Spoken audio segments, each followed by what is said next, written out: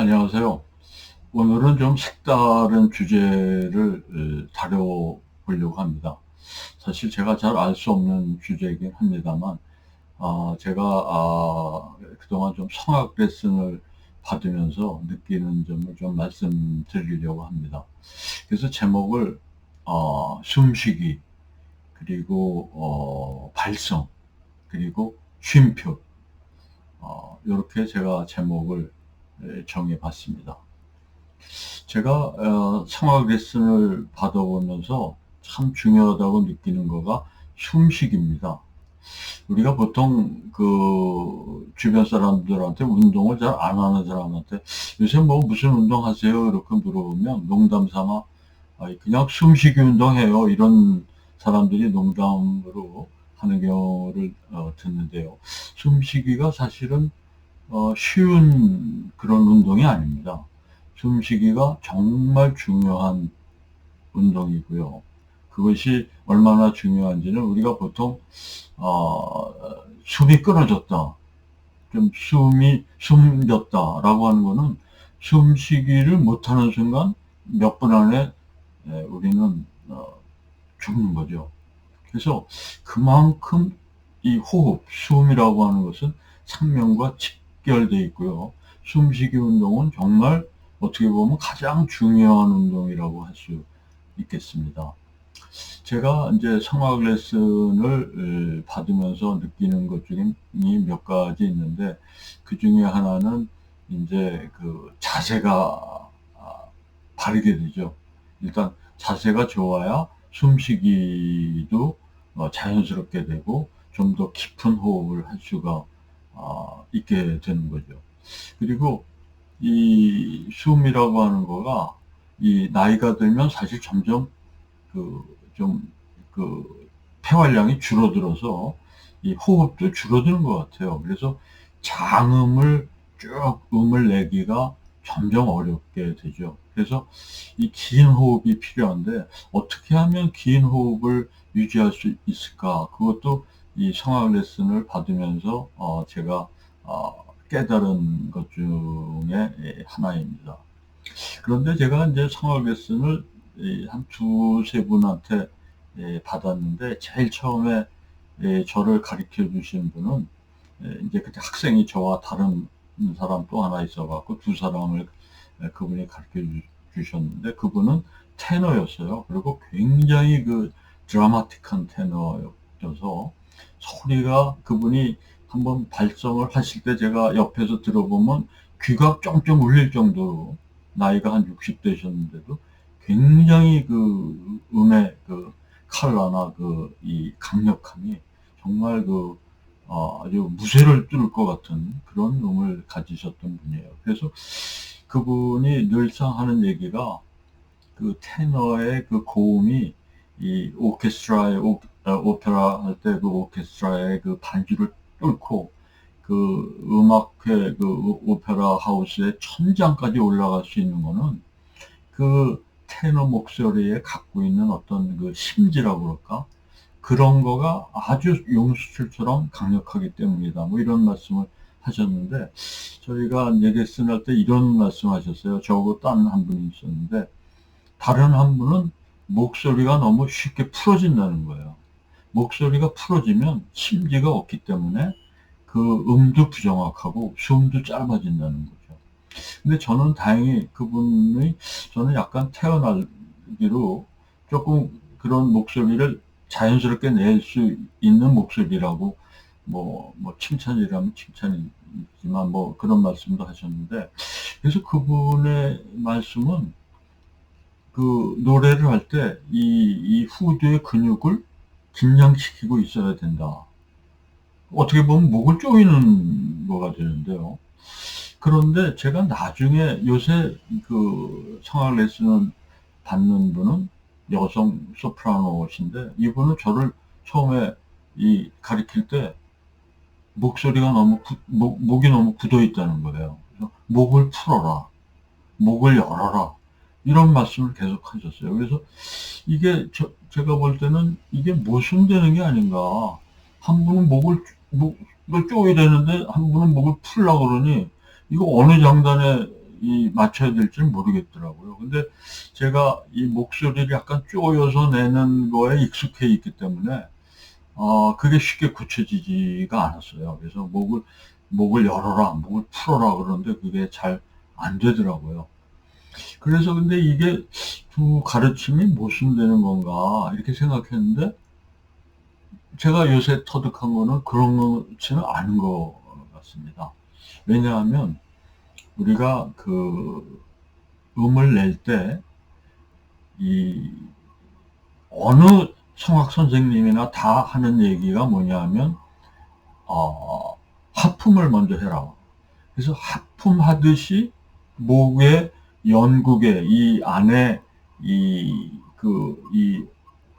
목 안에 후두와 비강을 공간을 많이 열어줘야 거기서 이제 소리가 제대로 된 소리가 나올 수 있다는 거죠. 그렇지 않으면 목을 쓰기 때문에 목만 쉬게 되고 목만 아프게 된다. 이런 말씀하셔서 이 성악의 기본은 하품하는 것부터 배워야 된다. 이런 말씀은 많이 하시는 거를 아마 여러분도 들으셨을지 모르겠습니다. 그래서 그렇게 하는 경우에 목을 먼저 열어야죠. 목을 풀어야 되는 거가 전제 조건인 것 같습니다. 그런데 제가 그 첫 번째 선생님한테 배운 거를 적용해 보면 이때 영구괴를 열었을 때 그 숨이 이 입으로 나오면 안 된다는 거죠.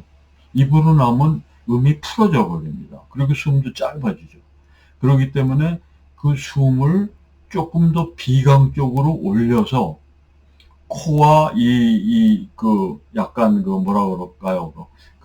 음악 성악하는 사람들은 마스케라라고 하던데, 거기서 공명되는 음을 내야, 그리고 호흡을 코로 쉬어야 긴 호흡을 가질 수 있다는 거죠. 그래서 그렇기 때문에 그럴 때 음이 심지를 가질 수 있고 길게 나갈 수 있다라고 하는 거가 첫 번째 선생님이 가르쳐 준 거와 일맥상통한 게 아닌가 하는 생각이 들었습니다.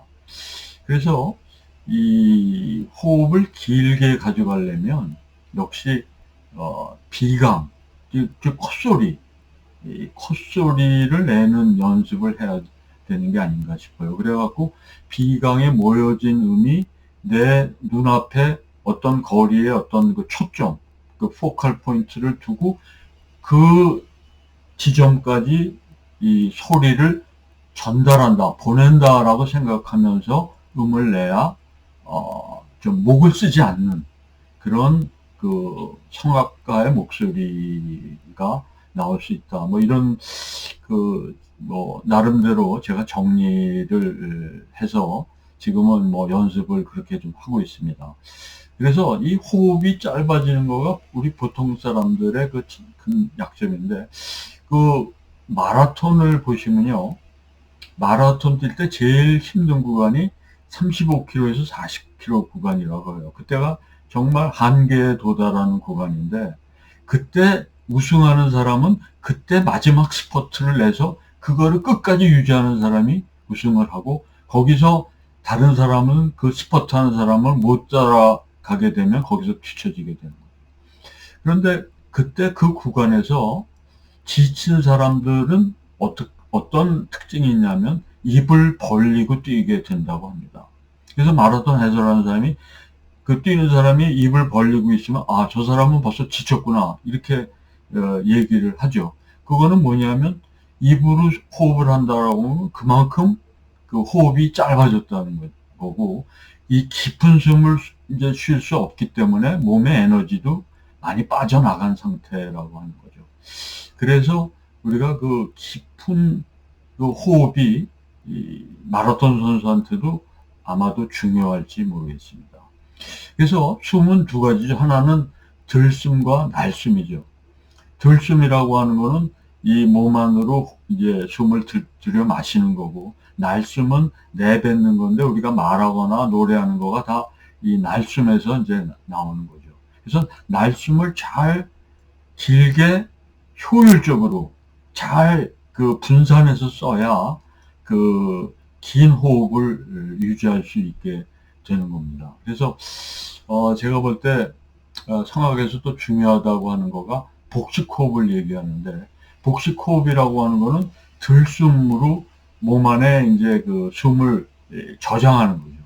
그럴 때 제일 중요한 거는 횡격막을 최대한도로 끌어내려서 폐로 들어가는 공기의 양을 늘려야 됩니다. 그래야지 충분히 그 공기를 흡입했다가 그거를 천천히 그 이제 코로 이제 날숨으로 나가게 되는 이제 그런 과정인데요. 그래서 어떤 사람은 이 들숨은 이 경제학적으로 말하면 약간 생산 과정이고 숨에, 이 날숨은 그거의 소비 과정이라고 말합니다. 이제 하나는 인풋이고 하나는 아웃풋이죠. 그럴 때 아웃풋도 충분히 이 잘 쓰려면은 효율적으로 가장 그 이피션트하게 숨을 소비해야만 길게 긴 음을 소리낼 수 있게 된다라고 하는 것입니다. 그래서 제가 성악 레슨을 받으면서 이러한 것들을 이제 제가 조금 노래를 연습할 때 머릿속에 이제 염두에 두고 뭐 연습을 해보는 거죠. 근데 이게 제가 보면요, 이 복식호흡이 사실은 쉽지 않습니다. 복식호흡을 하려면 숨을 이제 이 배를 이제 부풀리는데 이게 어떻게 보면 단단해져요. 그러면 오히려 호흡하기가 더 거북하고 불편합니다. 오히려 그렇게 하는 경우에.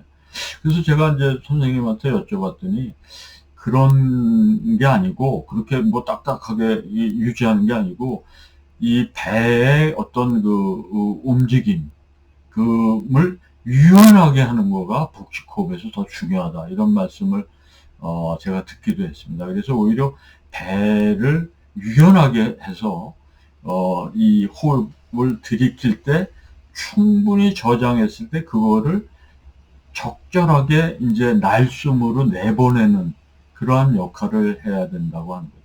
그래서 제가 볼 때 높은 음을 내는 게 사실 굉장히 중요한데, 높은 음을 내려고 할수록 몸의 중심은 단전 밑으로 더 내려가야 된다고 저는 생각을 해요. 제가 연습해 보니까. 더 내려갔다가 거기서부터 숨을, 에너지를 끌어올리듯이 이제 이 구강 쪽으로 끌어올리고, 그거를 입으로 내뱉는 게 아니고 더 비강, 후두 안쪽에 공간을 열어서 이 마스카라 쪽으로 이제 음을 내보내는 거죠. 그거가 고음을 내는 굉장히 중요한 그 어떤 메커니즘이라 그럴까요? 제가 터득한 바는 그렇습니다. 그래서 가령 예를 들면은 제가 좋아하는 노래 중에 포스터에 Beautiful Dreamer라는 그 노래가 있죠. 근데 거기 중간에 높은 음이 하나 나와요. 근데 그게 아주 높은 음이 아닌데도 거기서 보통 사람들은 거기서 걸리죠. 왜냐하면 갑자기 점프가 되니까 그 쉽게 내기가 어렵죠. 그러니까 예를 들면은 이제 이런 이제 멜로디가 있는데, 들려주게 너의 고운 노래, 이럴 때 너가 갑자기 밑에서 확 올라가게 되는 거죠. 그래서 갑자기 내려고 하니까 들려주게 한 다음에 잠깐 숨을 끊고 갑자기 온 힘을 다해서 이제 너를 발음하다 보니까 생 목소리가 나오게 되는 거죠.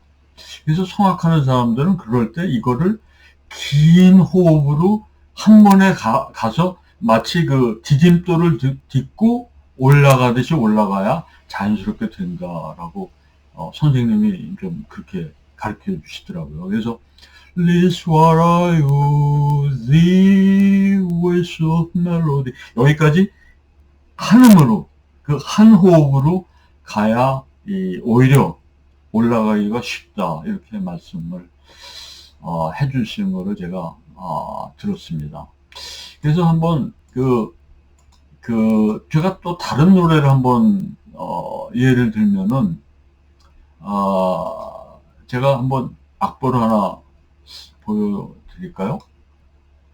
요거는 핸델의 오페라 세르세 가운데 나오는 온 브라마이프, 그런, 아주 유명한 라르고, 그, 어, 그, 말하자면 바리톤의 어, 그 노래인데요.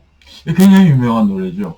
그래서 온 브라마이프 이렇게 되는 건데, 그거를 보면 이제 오페라에서 그 레스타티보가 나오고, 그 다음에 지금 라르게토라고 써 있는 그 두 잔이 이제 그 반주가 쭉 길게 아름다운 반주가 이어지고, 마지막 줄에 이제 이 전주가 끝나고 노래가 나오기 시작한 부분입니다. 근데 이 부분에서 아주 이 성악가가 이제 일반 사람들이 이 초점을 잡기가 어려운 거가, 이제 이 성악이 나오기 전에 쉼표가 하나 있어요.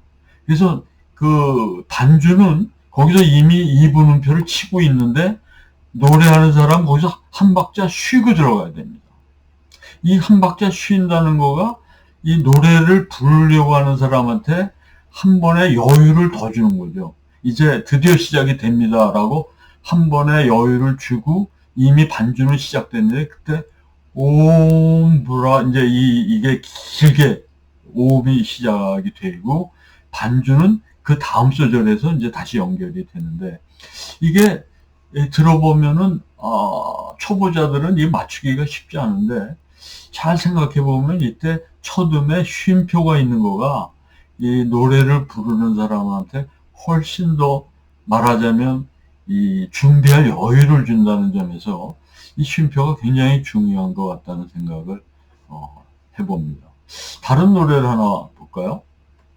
요거는 제가 전에도 한번 소개했던 그 칼 젠킨스의 이, 그, 이 레퀴엠 가운데서 나오는 베네딕투스입니다. 그래서 그 뒤에 이제 그 레퀴엠의 마지막에 나온, 마지막은 아닌데 하여튼 그 뒷부분에 베네딕투스인데 아주 아름다운 곡이죠. 그래서 전주가 여기도 쭉 나온 다음에 이제 성악부가 시작될 때도 두 소절을 쉬고 세 번째 소절에 나오는데, 여기서도 첫 박자를 쉬고 소프라노가 베네딕투스 이렇게 아주 여리게 시작합니다. 한 박자를 쉬고.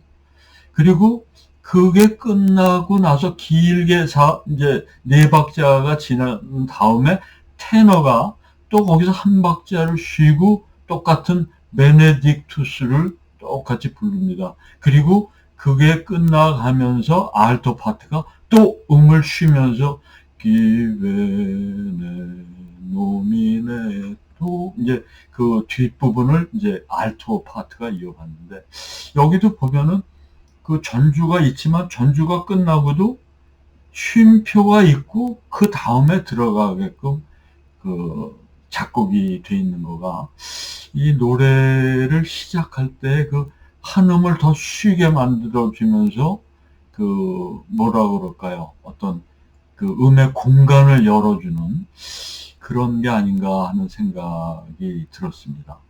우리가 베토벤의 그 소나타를 보면요, 흔히들 그럽니다. 그 베토벤의 음악에서 음표 도 있지만 쉼표도 있는데, 이 쉼표가 음표 이상으로 중요한 그 어떤 그 심볼을 갖는다. 그래서 그 쉼표가 오히려 더 많은 이야기, 더 많은 생각할 거리, 더 많은 감정을 숨겨놓고 있는 게 쉼표다. 이런 얘기를 들은 적이 있습니다. 근데 제가 이제 최근에 그 어떤 음악회 프로그램을 하나 받았는데요. 이 음악회입니다. 이 음악회 프로그램을 보니까 베이토벤, 바르톡, 볼랑, 슈만 이렇게 네 개 작곡가가 있고, 밑에 보면 숨, breath, 호흡이죠. 그 한자를 쓴 식, 휴식할 때 식. 그래서 제가 이게 뭐지? 이런 생각이 들었습니다. 이게 숨하고 무슨 관계가 있나? 그래서 제가 아주 유심히 이 프로그램을 한번 봤는데요. 아까 제가 얘기한 대로 베이토벤의 이 소나타는 그런 쉼표의 중요성은 여러 사람들에 의해서 얘기가 연주가 된 바가 있는데요. 그래서 제가 이 프로그램을 한번 자세히 봤는데, 이 소나타 30번은 그 후기 소나타 30, 31, 32번까지 이 마지막 소나타 세 곡 중에 하나죠. 그래서 오퍼스 109번이고 그 다음 31번이 110번이고 32번이 111번입니다. 아주 아름다운 이 후기 소나타죠. 그래서 이 음간의 어떤 간격에 대해서 베이토벤이 어떻게 이제 감정을 숨기고 있는지 한번 들어보시면 좋을 것 같고요.